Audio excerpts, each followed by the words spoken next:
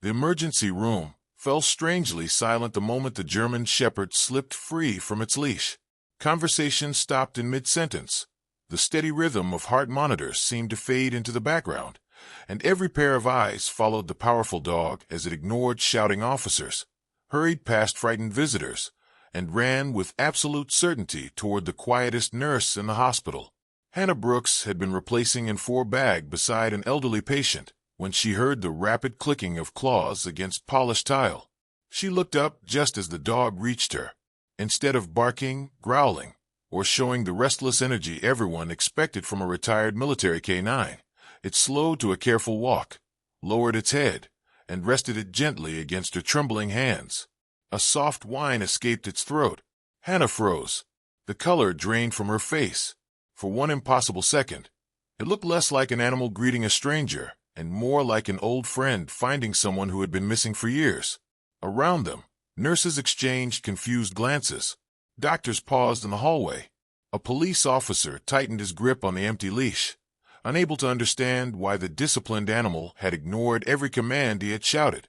Hannah swallowed hard and whispered almost too quietly to hear, "Easy boy." Her voice carried an authority that did not belong to an ordinary civilian nurse.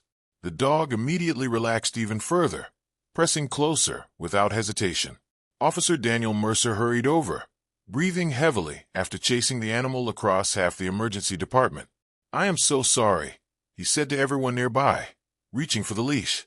"He has never done this before. Rex is usually the calmest dog you'll ever meet." Rex refused to move.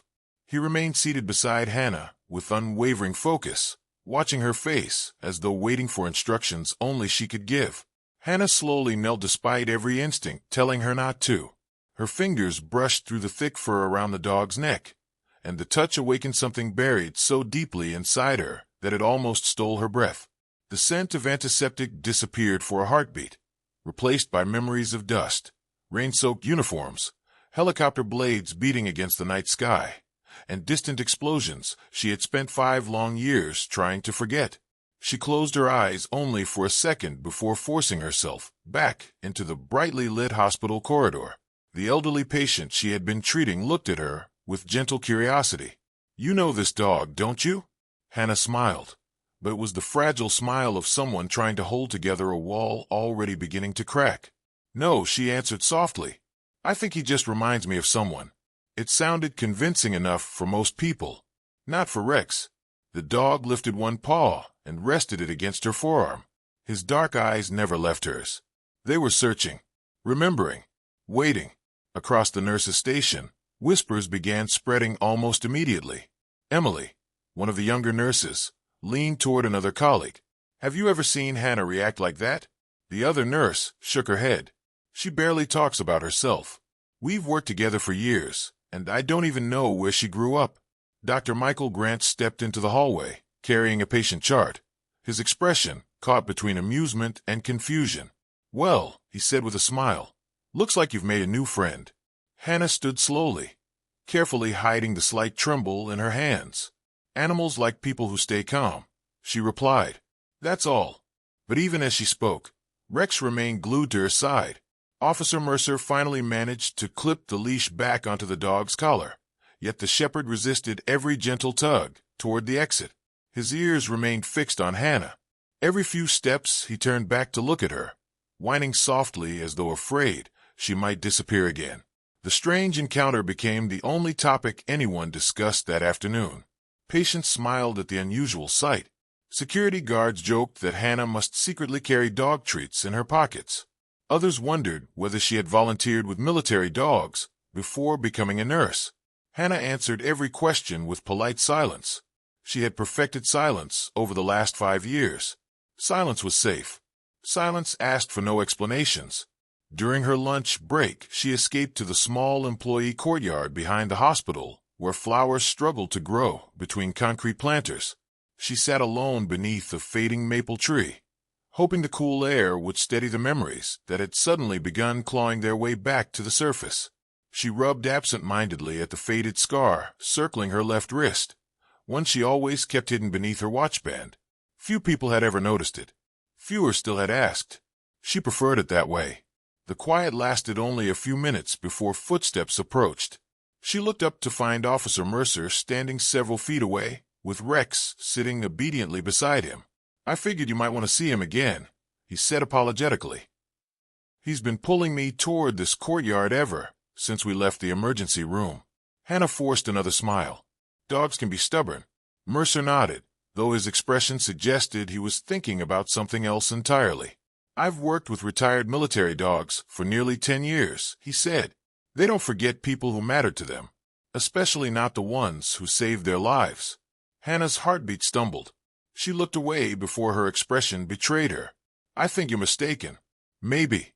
Mercer crouched beside Rex, scratching behind the dog's ears. "Funny thing is, though, Rex only served with one medic who used that exact command voice you used inside. Easy boy. Same tone, same calm, same pause before the last word." Hannah remained silent. The breeze carried distant ambulance sirens across the parking lot. Somewhere inside the hospital, an intercom announced another trauma arrival. Life continued as though nothing extraordinary had happened. Yet everything inside her felt dangerously different. Mercer studied her face for several long seconds before standing again. "I'm sorry if I've made you uncomfortable," he said kindly. "It's just, I've seen this dog ignore generals. I've seen him refuse commands from decorated officers. But today he looked at you like he'd finally found his way home." Hannah watched Rex carefully. The dog rose without command and walked toward her one slow step at a time. This time he stopped beside her chair and gently nudged something against her shoe. She looked down. Hanging from the dog's collar was a small, worn leather pouch she hadn't noticed before. The flap had somehow come loose during the chase through the hospital. A tarnished military challenge coin had slipped halfway out. Hannah's breathing caught. She recognized the insignia instantly. It belonged to a classified medical evacuation unit that officially had never existed. She had carried an identical coin every day until the night she vanished from military service without explanation. Before she could hide the shock on her face, Officer Mercer quietly spoke, his voice stripped of every trace of casual conversation. "I knew I recognized you the moment Rex reached you. I've spent 5 years wondering what happened to Captain Hannah B.R." Officer Daniel Mercer did not raise his voice after speaking her name. He did not need to. The words settled over the quiet courtyard with more weight than any accusation could have carried. Hannah stared at the worn challenge coin resting against her shoe, while Rex remained perfectly still beside her, his eyes fixed on her face with the patient loyalty only years of training and affection could create. 5 years of carefully constructed anonymity trembled on the edge of collapse. She finally bent down, picked up the coin, and closed her fingers around it so tightly that its rough edges pressed into her palm. For a long moment she said nothing. The sounds of ambulance sirens and distant traffic faded into the background until only the breeze moving through the maple leaves remained. Then she looked at Mercer with calm eyes that had suddenly become much older than they had appeared inside the emergency room. "I am Nurse Hannah Brooks," she said quietly. "That is the only person who works in this hospital." Mercer nodded with understanding rather than disappointment. "I figured that would be your answer. But Rex never mistakes people." "Neither do I." Hannah looked toward the hospital entrance, where doctors hurried stretchers through the sliding doors. Every face carried urgency. Every patient needed someone who cared more about healing than history. That was why she had stayed. That was why she had disappeared. She slipped a coin into the pocket of her scrubbed top and stood. "My patients are waiting. Whatever you think you know, please leave it alone." Before Mercer could respond, the emergency department speakers announced a multi-vehicle highway collision. Nurses rushed from every direction. Hannah was already moving before the announcement finished, instinct taking over with the speed and precision that years of emergency work had refined. Within minutes, the trauma bays filled with injured families. Blood stained fresh bandages. Children cried for their parents. Doctors shouted medication requests across crowded rooms. Hannah moved through the chaos with remarkable composure. She anticipated equipment before anyone asked. She stabilized an elderly man whose pulse had nearly vanished. She calmed a frightened little girl with nothing more than a reassuring smile and steady voice. Several younger nurses quietly watched her work with admiration. Emily leaned toward Dr. Grant and whispered, She always knows exactly what to do before everyone else. It's almost like she's seen every emergency imaginable. Dr. Grant simply nodded. I've wondered that myself. Across the department, Rex lay quietly near the nurse's station after Officer Mercer received temporary permission to remain until another handler arrived. Despite dozens of strangers passing by, the dog never took his attention away from Hannah. Every movement she made, every patient she touched, every command she gave seemed familiar to him. Late that evening, after the last trauma patient had been stabilized, Hannah finally stepped into an empty supply room to catch her breath. She leaned against a shelf stacked with sterile dressings and closed her eyes. Silence settled around her. It lasted only seconds, but it felt endless. In that stillness, she remembered another supply room years earlier, except its walls had been reinforced steel inside a temporary military field hospital. She remembered kneeling beside wounded soldiers while mortar fire shook the ceiling. She remembered Rex lying outside the operating tent, refusing to leave because he knew she was inside saving lives. She remembered a helicopter that never made it home. Her breathing grew uneven.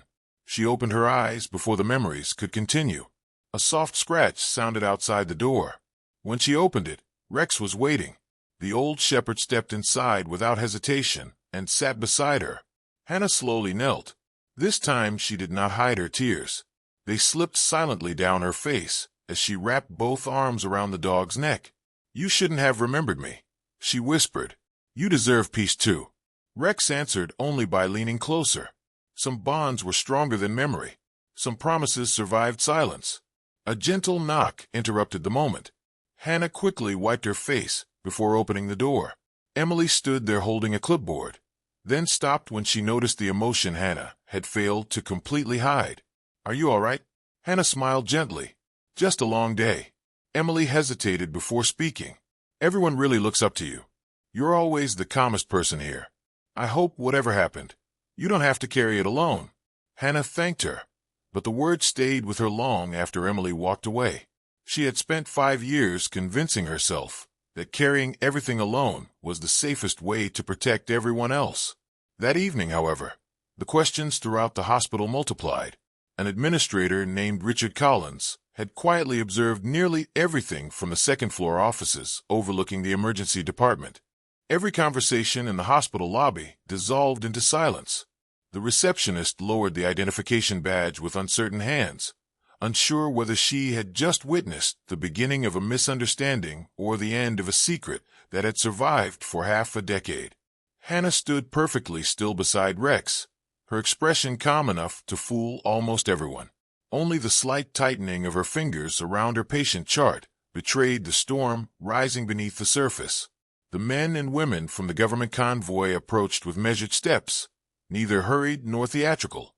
Their leader, a gray-haired colonel whose uniform remained hidden beneath a tailored civilian coat, stopped several feet away and offered a respectful nod instead of a salute.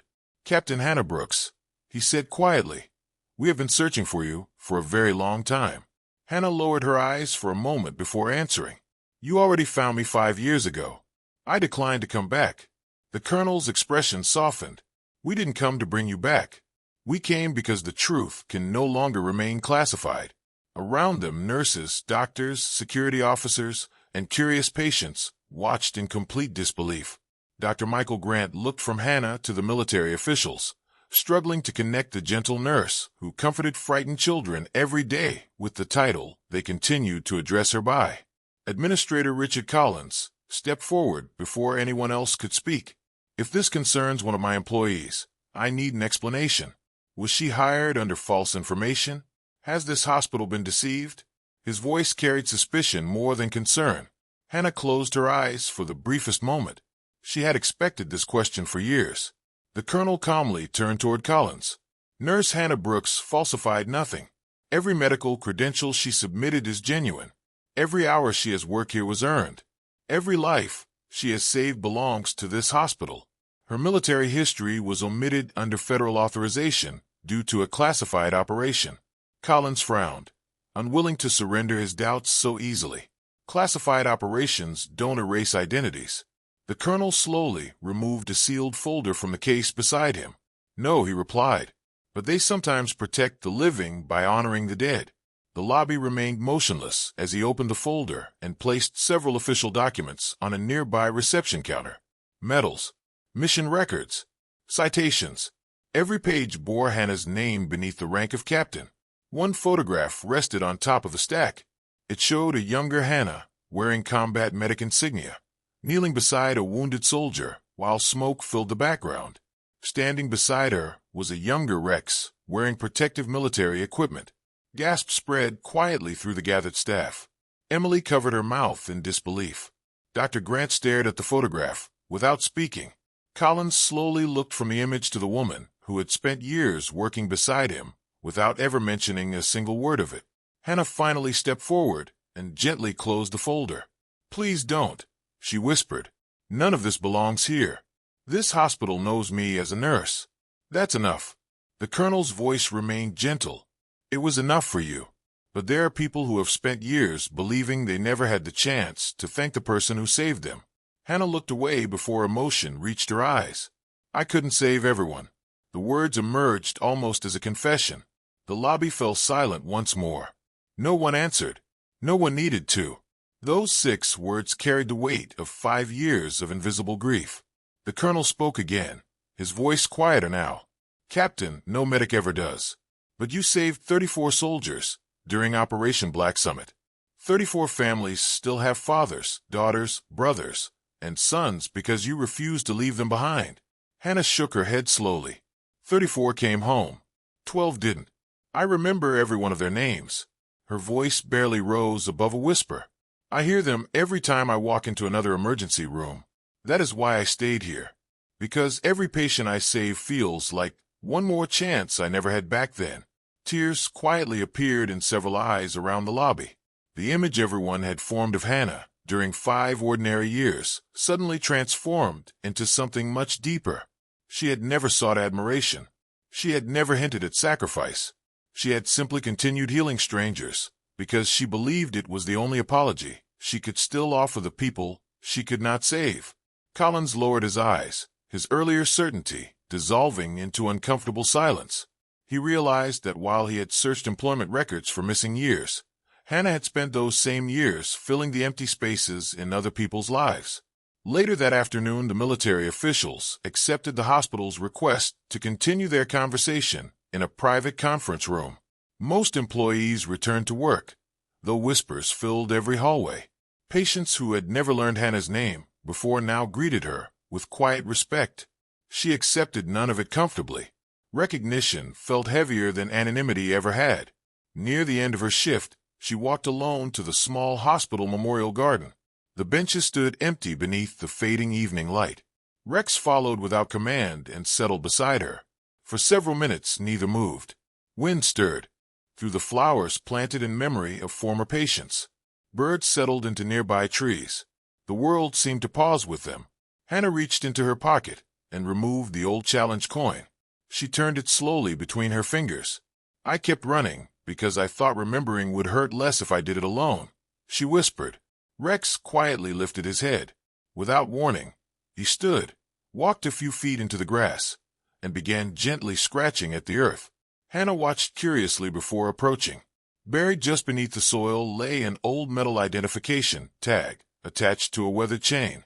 Rex carefully nudged it toward her with his nose. Hannah froze the moment she recognized it. It was her original military identification tag, the one she believed had been lost forever during the evacuation mission 5 years earlier. Her hands trembled as she lifted it from the ground. The engraved name had faded, but it remained unmistakably hers. Tears slipped silently down her face. Rex had carried the memory longer than she had allowed herself to. Sometimes loyalty remembered what pain tried to erase. At that exact moment, the colonel's phone rang. He listened without interrupting, then slowly looked toward Hannah with an expression of astonishment. When he ended the call, he walked toward her holding the phone tightly. "Captain," he said quietly, "there is someone on his way here who refuses to wait another day. One of the soldiers you believe died during Black Summit has just been found alive after years in protective isolation. He says the first thing he wants to do is thank the woman who carried him through the fire when everyone else believed neither of them would survive." The entire hospital seemed to breathe more slowly as evening settled over the city. News of the unexpected visitor had quietly spread through the staff, though few people understood why seasoned military officials suddenly stood in respectful silence outside an ordinary conference room. Hannah remained in the memorial garden, with Rex resting faithfully beside her. She held the weathered identification tag in one hand and the old challenge coin in the other, turning them over as if they belonged to someone else. 5 years had passed since she had walked away from the uniform, yet the weight of those small pieces of metal still felt heavier than anything she carried during 12-hour nursing shifts. She had convinced herself that disappearing had been an act of mercy, that anonymity would protect the memories of those who never returned and spare the survivors from reopening wounds they had struggled to close. Now the past had arrived anyway, not with accusation, but with gratitude she no longer knew how to receive. The sound of a vehicle pulling into the courtyard broke the stillness. A dark SUV stopped near the entrance. A tall man stepped out slowly, leaning on a cane. His left leg moved stiffly, and long scars disappeared beneath the sleeve of his jacket. Every step looked deliberate, earned rather than taken for granted. The colonel quietly met him at the entrance, but the man barely acknowledged anyone else. His eyes searched until they found Hannah. For several seconds neither of them moved. Then he smiled through tears. "Captain," he said softly, "I finally found you." Hannah's composure vanished. She covered her mouth with trembling fingers as memories rushed back with overwhelming clarity. She remembered dragging him through smoke while enemy fire shattered the rocks around them. She remembered refusing orders to retreat because he still had a pulse. She remembered loading him onto the final evacuation helicopter before turning back for another wounded soldier. She remembered the explosion that followed. She had believed he died before reaching safety. Yet here he stood, older, scarred, but alive. He crossed the remaining distance and embraced her without hesitation.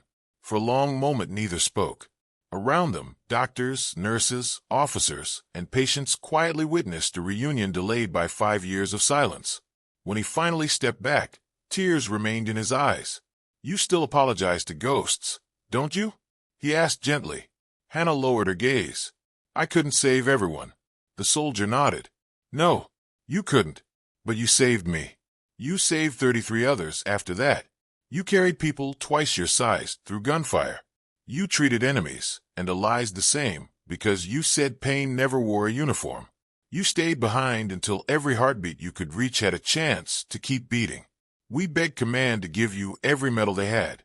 Do you remember what you told them?" Hannah smiled faintly through her tears.